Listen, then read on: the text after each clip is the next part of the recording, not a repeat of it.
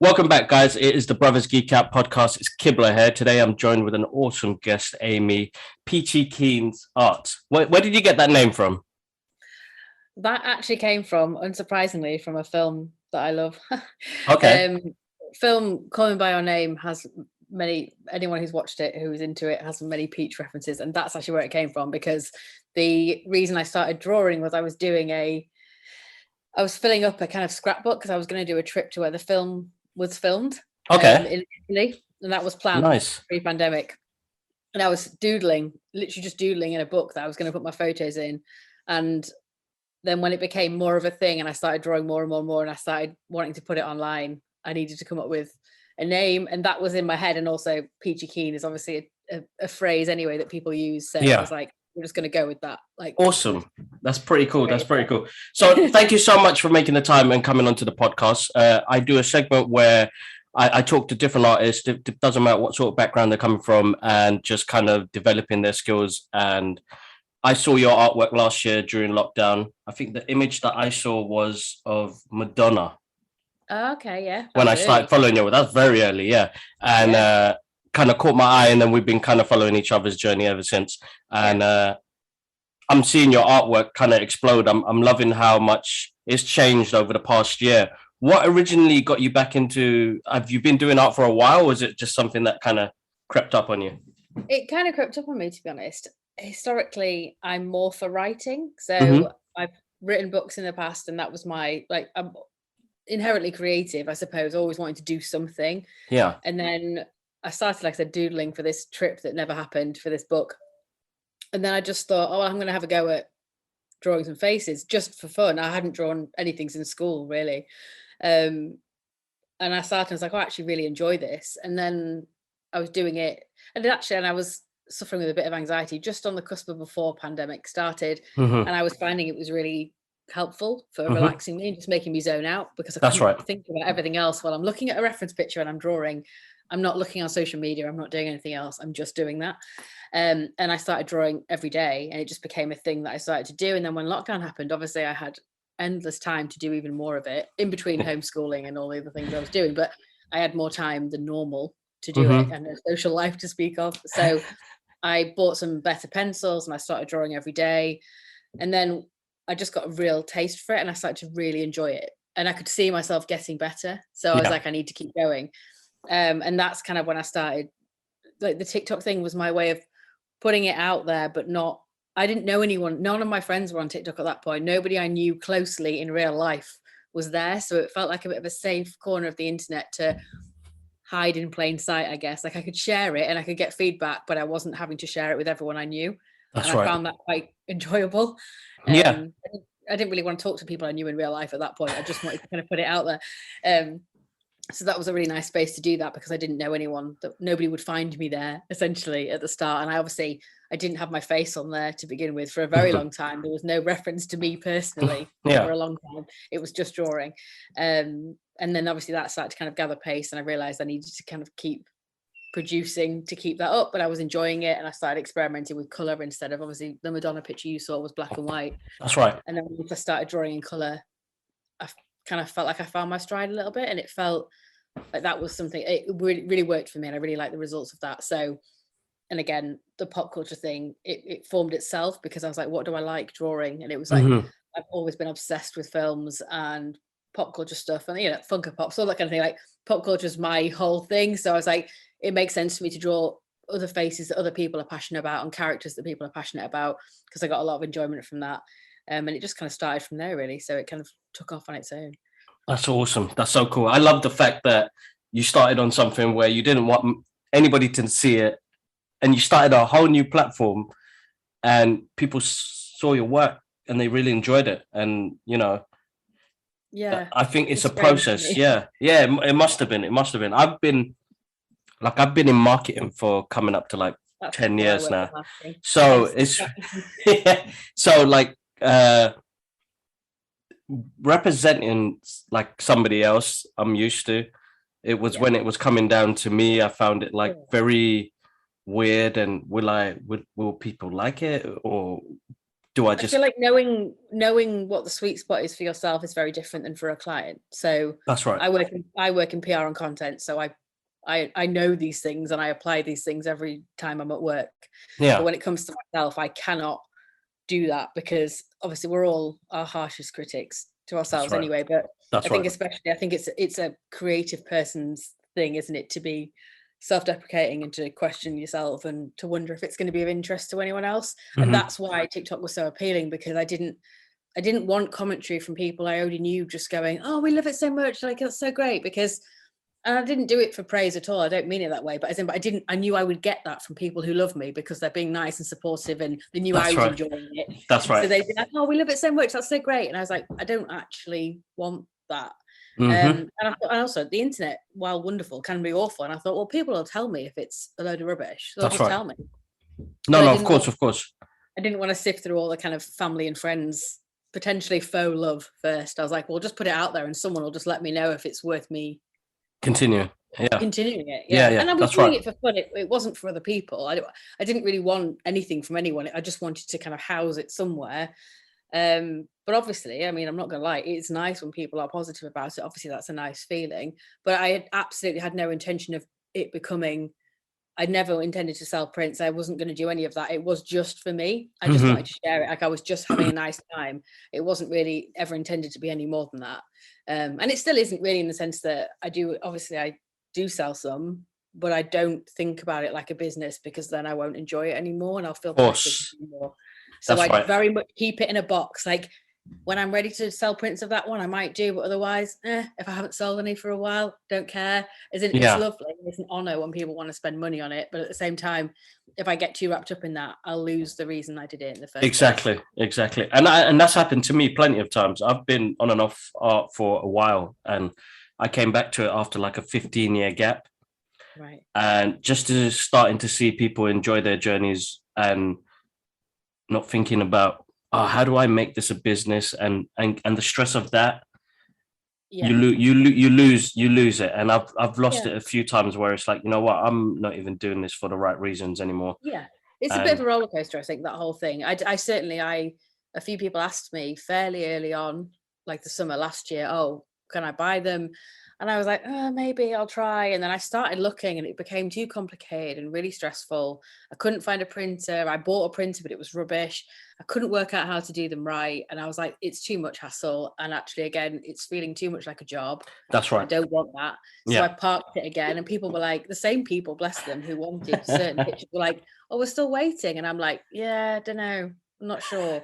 And it took me ages, because I was so cautious and so aware of not losing the joy for it, because it becomes so important to me personally and mentally to have that and to do that I wasn't willing to compromise that for anything. Because like I said, I will draw every day, probably, I draw every day now, and I will keep doing it, but I'm not bothered if I don't ever sell another one. And I don't mean that in an ungrateful way to the people who supported me this far, but it made sense to sell sometimes when people were asking, because I'd be doing it anyway. Yeah.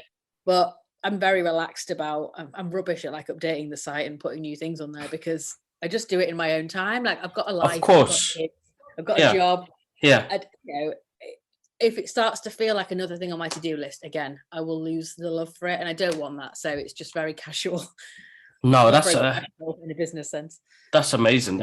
I mean, having the love for something like that is so important, and it's what I encourage most of the people if I mentor, if I teach or anything like that, is just don't look at the numbers, don't make it a to-do list. It's a trap. The numbers are a trap on everything. Of course, on everything. Yeah, exactly. Another example of that, because at first I was like, I hovered around a few hundred followers for a while, and then we did that kind of follow artists thing, which was really great and really supportive, and they crept up a bit. And then they've kind of plateaued since then, which is fine. But for a little while, I did get sucked into it stopped. Why are there no new people? And I was like, actually, that doesn't matter. Yeah. And I kind of had a bit of a word with myself, because it's really easy to get sucked into that. Of course you can. Of course you can. I was like, am I still enjoying it as much? Yes. Do I need anything else? No. So exactly. It's seeing the realization of it, I suppose. It's like we've come to a point now with society and with social media that it does play a part in a lot of people's lives. It plays a part in my life massively as well, but I've had to learn how to structure it and not let it get involved into everyday life stuff, because those numbers can really do bad and harm to people without realizing. That's really easily, I think. And I think it's very easy for it to become a measure of success, which for some people it is, and obviously certain jobs, of course it is. But in terms of creative pursuit, yes, it's lovely that people see it, and I want people to see it and enjoy it. But actually, I never did it for that in the first place. And I work really hard on like backtracking. If I feel like I'm getting too obsessed with how many views something's had, or if it's got enough likes, can I do sometimes? And sometimes I'll put something up and think, oh, I thought that was really good. Like, why don't more people like it? And then I'm like, stop it. It's irrelevant. I enjoy drawing it. The rest of it is irrelevant. Exactly. And I've got to kind of keep doing that, and not compare myself to other people who've got tens of thousands of followers. It's hard. It can be hard to do that, I think, but I think it's important to try to. No, of course you need to, like, there's a moment where you have to kind of like draw the line and say, okay, listen, like, I enjoy actually making content. Yeah, like I make content, so I enjoy making content. It doesn't bother me what likes and views I'm going to get for it now, as long as it's out there. If it can reach one person and inspire them or motivate them, it's done. I've become that guy now, where it's all about that now. And it's great. At the beginning it was great because TikTok was something that started off and made a lot of people grow quite quickly and share passions as well. But it stagnates with any other social media branding. Algorithms change, money gets involved. And obviously, I mean, the world opened up as well. If you think about the time that I started TikTok was April 2020. So we were a week or so into lockdown. That's right. No one had anywhere to go. So obviously, starting then, it was a good time because you had a kind of captive audience, because we were all living on our phones, I guess, because we didn't have anywhere to go and do anything. Obviously everything's it stalled a bit since since life has happened again. But that's I'm still drawing, but so is my ability to. The kind of evolution of the drawing thing is also, like, at the beginning I was drawing one thing every day, like that Madonna thing I'd done in a couple of hours because it was quick. But now I'm spending days and days and days, sometimes weeks on one, because I'm getting better and I care more about the detail. So that's right.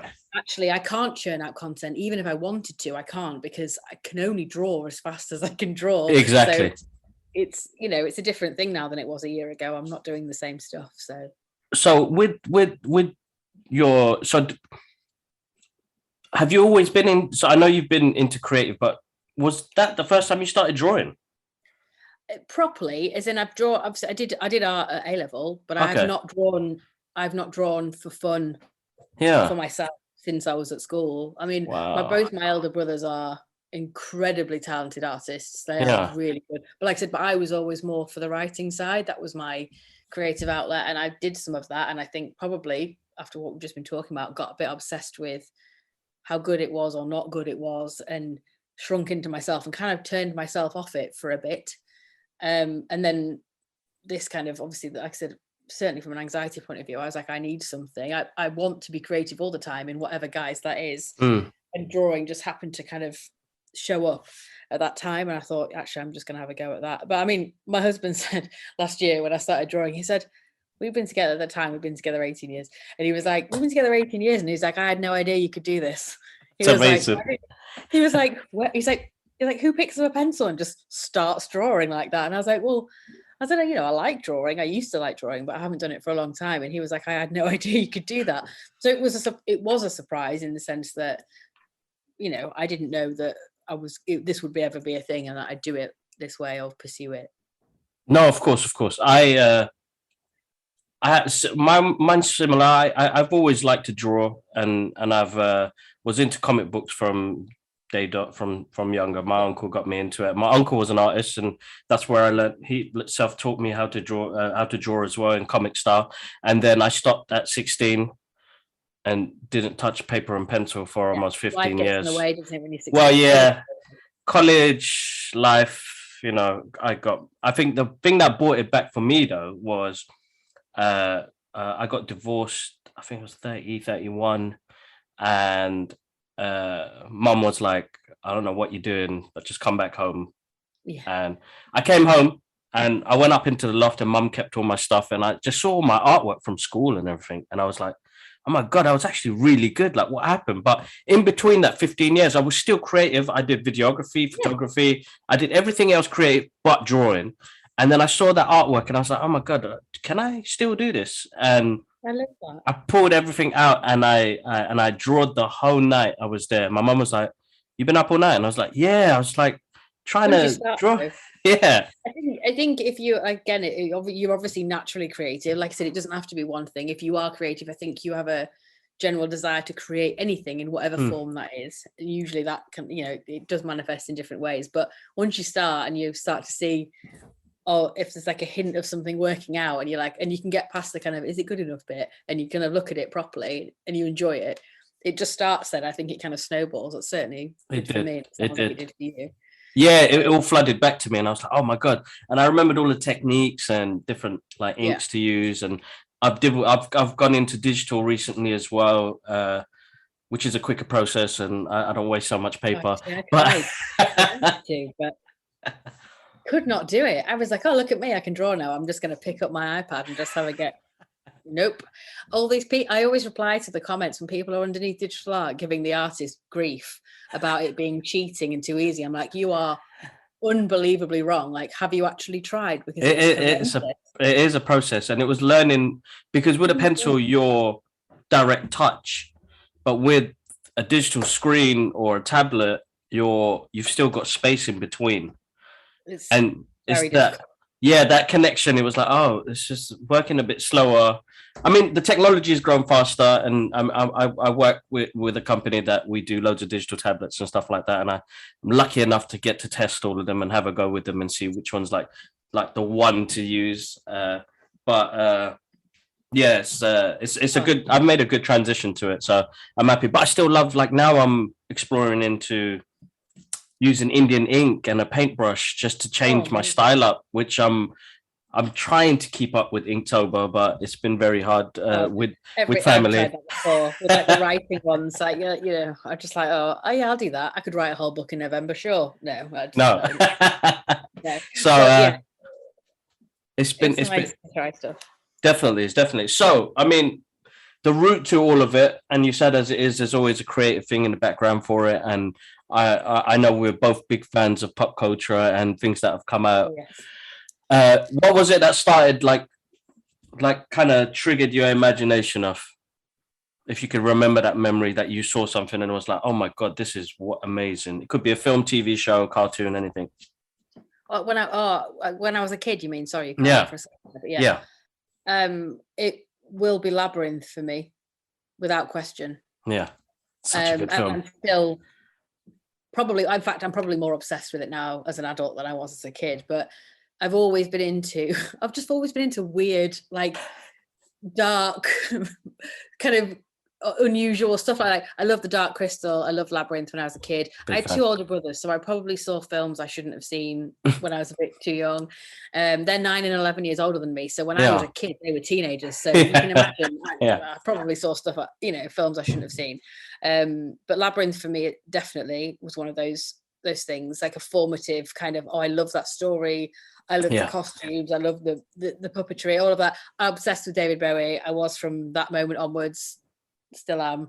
I just love that kind of otherworldly, ethereal, magical thing, and that definitely kind of stood out to me.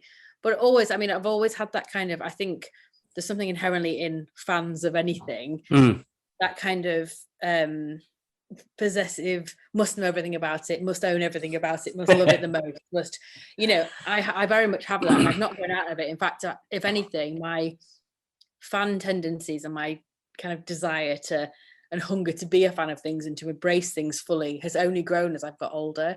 So I think I've always liked what I've liked, and I've always been a fan of things, and I've always had rotations of like posters on my walls when I was a kid. Like, I love Labyrinth in the film sense. In a music sense, I was obsessed with Michael Jackson when I was about 8, like had him all over my bed, like, in a way that, like, I was not the only kid obviously at that age who was obsessed with Michael Jackson, but I think that I was younger than probably some, but like, because I was listening to what my brothers were listening to as well. Again, they lived at home, so I could hear their music. So like weirdly, like I like the Doors because my eldest brother liked the Doors, and like my other brother was really into Oasis, so I like Britpop. So there was all this stuff going on in my house. Like I had their likes. I guess I was like a sponge, I suppose, as a kid. That's right. Enjoying what they were enjoying.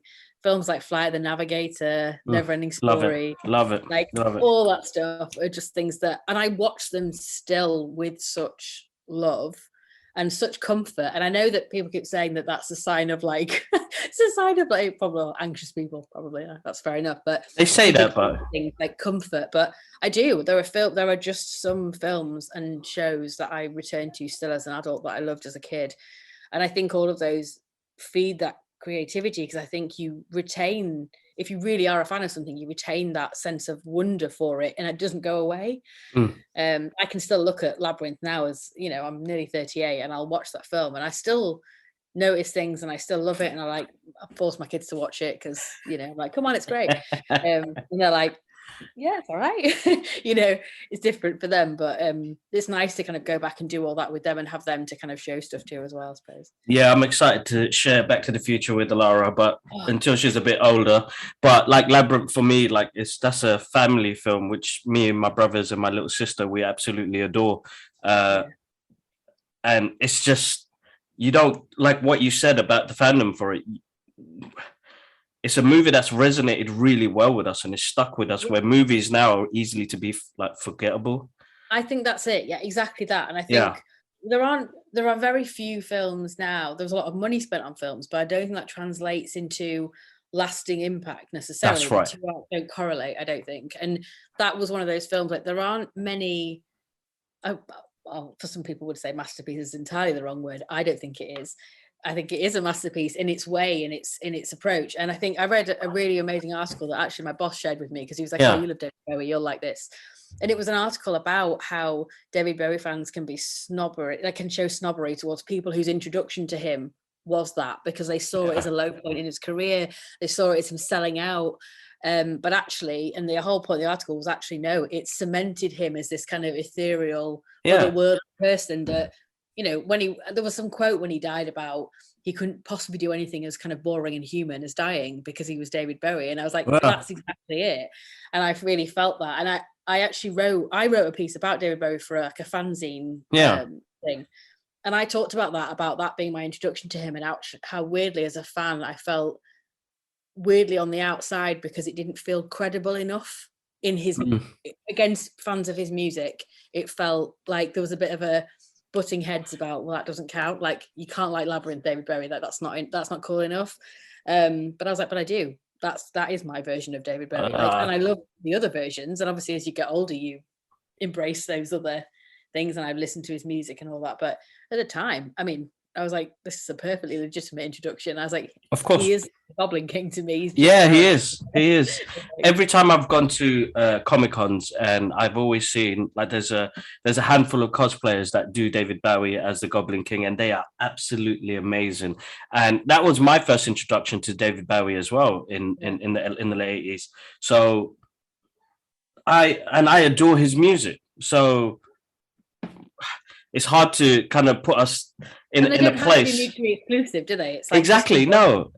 And I've enjoyed it for what he's done and what he's brought to the creative industry as well as a creative. I think he's absolutely awesome. So bloody hell. I mean, I absolutely love that movie, and it's something we still watch now. I listen to the soundtrack. It's on my phone. Yeah, I've got it on vinyl. Awesome. I have, of all the things that I collect or have memorabilia of, Labyrinth is probably way up there. I've got quite a lot of, I've got all like the, awesome. You know, like they did like limited edition Funko Pops where he was glittery in Australia. I had to have the glittery one even though I had the normal one already. And I like just stupid stuff. Like I'm like, oh no, I need that. Like I need that. I think it's a great fandom, and I think it's a great film. A lot of the Marvel fans will probably be unhappy with me when I say this, but those movies are easily forgettable, and you can watch them 10 times, but I've watched Labyrinth over 500 times. I've watched Back to the Future over 1,000 times in many different ways and formats. So I just personally think like film is different to what it was before I and think what's resonated with us? it's those films as well with, and there are obviously films with memorable scores now, obviously, Mhm. many. Hans Zimmer's still around, so of course it's still happening. Yeah. But just, I mean, I'm really excited. I've just booked tickets to go and see June. I'm really excited to go and see that. I can't wait.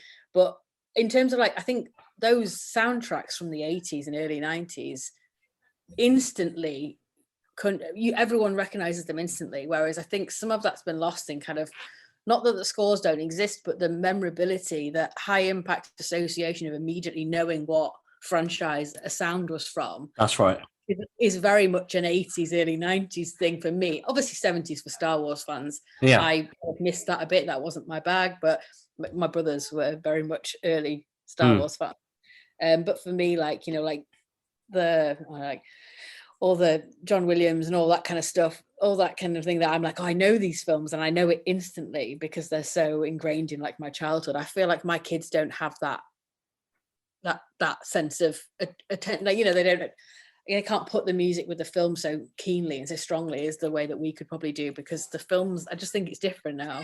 It is. It's majorly different. I mean, I've always had this disagreement with most of my friends because they're like, you're too critique on some of these programs that come out, and I'm like, it just doesn't have that level of fantasy that just sticks with me, because now a lot of the stuff, which it will happen, has too much real world things, and where I want to disappear from the world for 2 hours, so it's something that will slap on. So and I know that a lot of the programs and a lot of the comic books now that have come out, they have started to introduce more real world things, where I'm like, I used to go to this content because it was my escape, it was my drug to get away for a bit, but now it's merging in, and some of them are great stories, just some of them just don't resonate with me as well as they used to.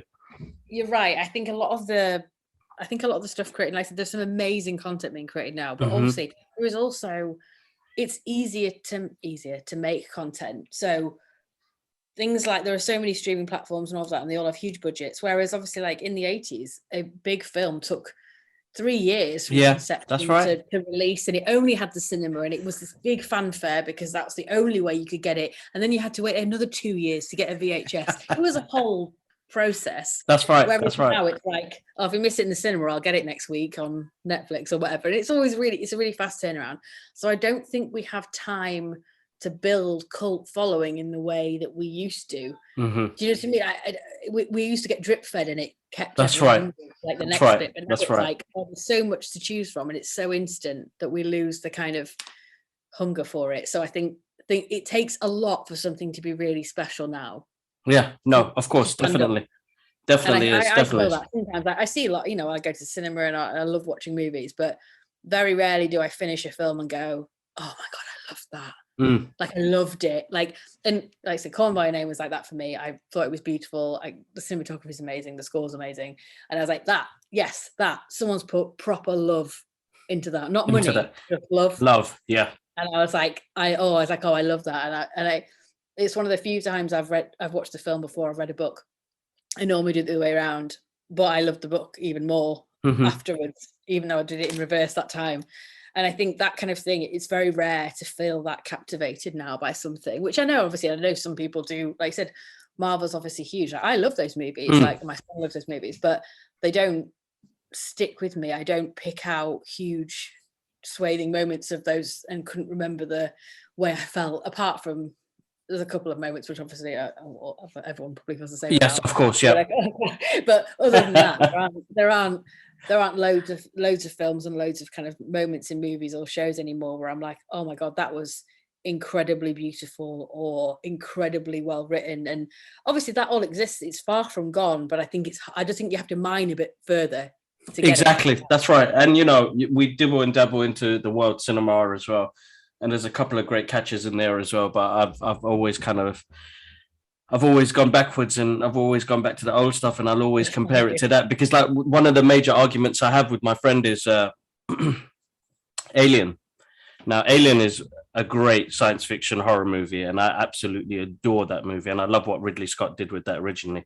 And then what it's gone right out of my head now, what James did in number 2 for Aliens 2.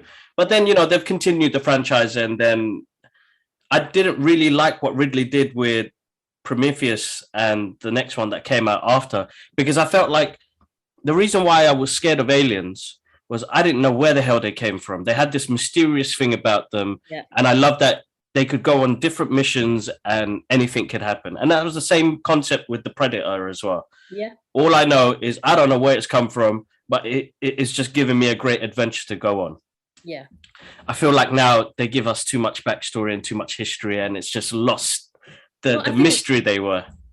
They had such a rare thing with Alien in that you normally, when you see the thing, everything becomes less scary. Like, I'm a huge horror fan, so for me, I'm like, frighten me but don't show me what I'm afraid of, because then it's even worse. That's right. And worse. Better. And Alien was great. They did such a good job because you could see it and it still was really scary. Like, it was even scarier because you could see it, which is quite rare. Like, the best example I can think of this, and it's not a film I love, but when Jeepers Creepers came out, I was like, oh, it's really scary. And then they showed you the thing and I was like, well, that's absolutely rubbish. And I'm no longer afraid. That's embarrassing. So I just was like, oh, but Alien was a very rare situation where they showed you it and the fear factor didn't go down. You were like, oh, actually, that is horrendous. That is very scary. So they did such a good job. Like you said, Ridley Scott did such a good job with that. No, he did. We're a big fan of those films in our house. Less so Prometheus. I didn't mind those films, but they don't sit with you and you don't think, oh, I'm so glad they did that to like complete the story. And I think that's it. Like, I have such strong feelings about remakes, and I'm sure you do. Remakes and rehashes of things. I get a bit touchy about it because I'm like, oh, some things just shouldn't be messed with. No. And about Home Alone, for example, they're about to bring out some horrendous remake version of that on the Disney Channel, on Disney Plus, and I'm like, don't touch it. It's so good. Leave it alone. Like, that's one of my other collect all the things films. It's just my Christmas film from my kid. Yeah.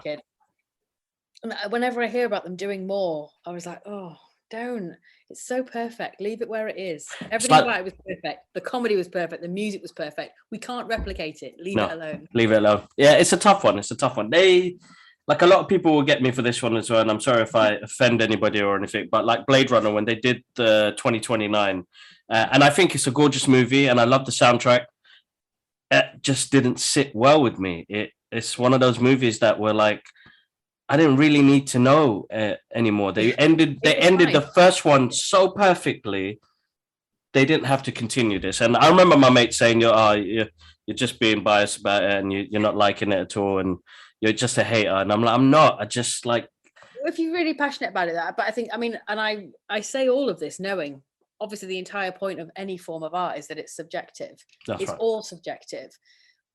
And I do understand that, but I think, like I said, I think going hand in hand with being a fan of things is the intense desire to protect, and actually sometimes gatekeep, and that is wrong. That's right, yeah.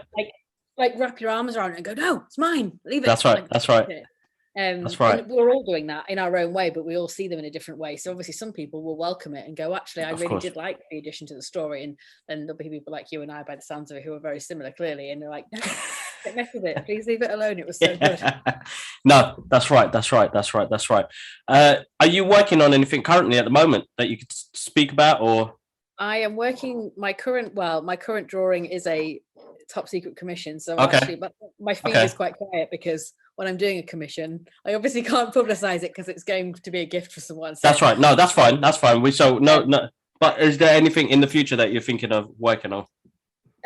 I think I'm gonna probably after this one, I'm gonna do a few kind of Christmas themed ones because I love Christmas and I've not really tackled Christmas as an opportunity for like doing characters. So my daughter really wants me to do a Buddy the Elf drawing. Oh, that's gonna be awesome. So I'm gonna do Buddy the Elf. I did do Kevin from Home Alone last year, but I think again because my style's changed so much that I'll probably revisit that because I'll do a better job now than I did last year. So definitely wants to do some Christmas stuff. But then, it'll be inspired by kind of going back to the cinema more, I imagine. Like, I did do a June one already, but I'll probably end up doing more of those once I've seen the film, because that's what happens. I get like a bee in my bonnet about it. And I'm waiting. I've got a June one in mind that I've sketched it out, but I haven't put it together as of yet. And my brother, who lives in Singapore, he saw it I think it was like last month. And he absolutely enjoyed it. He was like, it was just so epic, and the soundtrack's great. And I was like, I can't wait to see this. And I had an idea. I've seen Yeah. It does sound epic in that kind of people are making the right noises. That it's one of those films that don't That's come right. along very often. That's right. So let's see, because I still do enjoy the Sting one. Yeah, the old school one. Yeah, we had that on VHS when I was a kid. I remember that. No, I still enjoy that. I still enjoy that. Awesome. Look, I'm not going to keep you because I know both of us have to go back.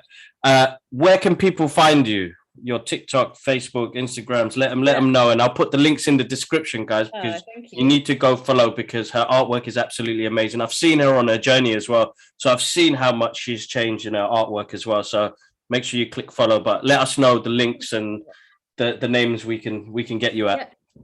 Peachy Keen Art and Illustration on TikTok and Instagram. I don't really use Facebook that much. I probably should, but it's all visual for me, so I'll go more with those platforms.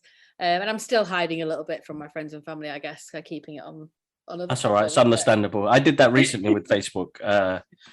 What happened? So I got hacked.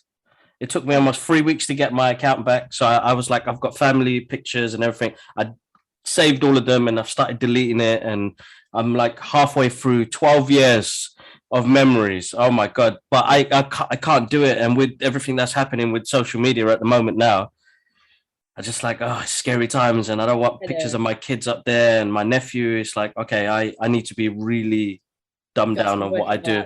Yeah. I'm glad I wasn't on when I was a teenager, though. I have to say that.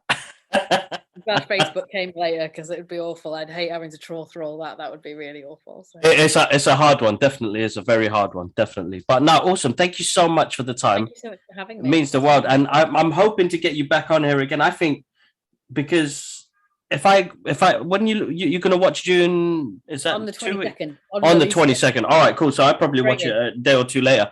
We're gonna talk. I think it'd be great to get your opinion on it and what you thought about it. That'd be great. Amazing. That'd be awesome. Thank you so much for having me. No, you're welcome. Thank you so much. And